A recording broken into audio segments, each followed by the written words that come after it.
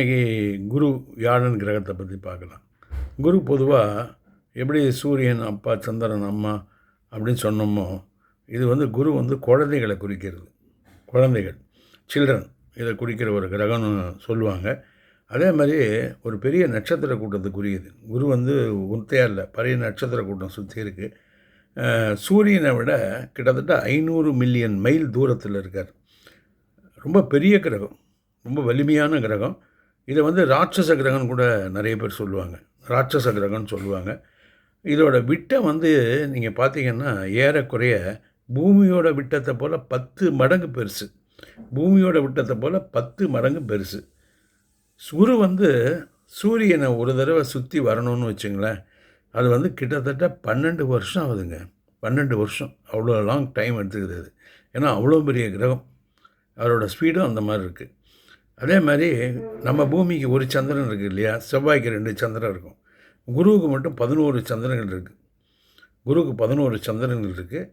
அதில் குருவை பொதுவாகவே நம்ம தட்சிணாமூர்த்தின்னு சொல்கிறாங்க இல்லையா. குருன்னா ஆசிரியர் தானே. ஆசிரியர் நமக்கு பாடம் சொல்லி கொடுக்குறவர், நமக்கு ஞானத்தை கொடுக்குறவர், அவங்கள தான் நம்ம குருன்னு சொல்லுவோம்.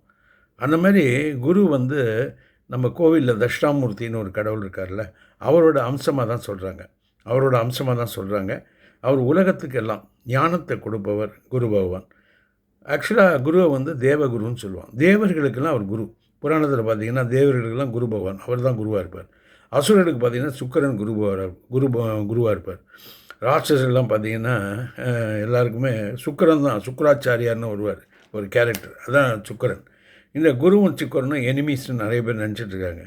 ஆனால் அது முழுசாக உண்மை இல்லை. அவங்க தேவருக்கு குரு, சுக்கிரன் அசுரர்களுக்கு குரு. ஆனால் அவங்களுக்குள்ள பெரிய பகை கிடையாது.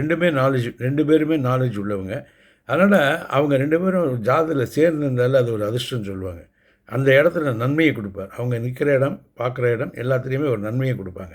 அதனால் அது 2 பேரும் விரோதிகள்னு சொல்கிறது தப்பு. அது முழுசாக உண்மை இல்லை. அது உண்மை இல்லை. குரு முக்கியமாக பார்த்திங்கன்னா நம்மக்கிட்ட உயிர், மனசு, ஆத்மான்னு இருக்குது. இந்த ஆத்மாவோட மேம்பாட்டுக்காக தான் குரு நமக்கு உதவுது. குரு நம்ம ஆத்மாவை ஆக்கிரமிக்குது. இந்த ஆத்மான்னு ஒன்று இருக்குது இல்லையா, அந்த ஆத்மாவை தான் ஆக்கிரமிக்குது.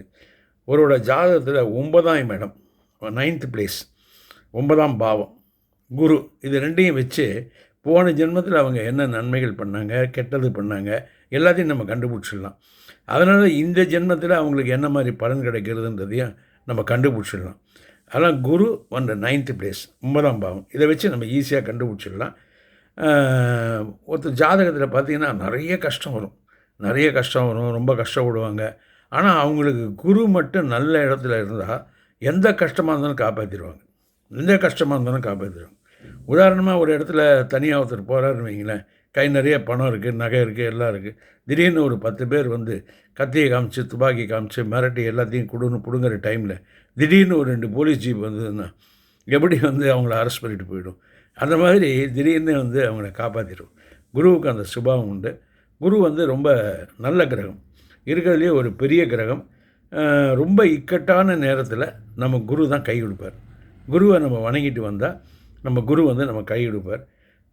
இது ஒரு சுப கிரகம் தான், ஆண் கிரகம்னு சொல்லுவாங்க. இது ஆத்மாவை ஆளக்கூடிய ஒரு கிரகம். பொதுவாகவே இப்போ குரு தான் யார், தட்சிணாமூர்த்தின்னு சொன்னேன். நவகிரகத்திலே குரு பகவான் இருக்கார்.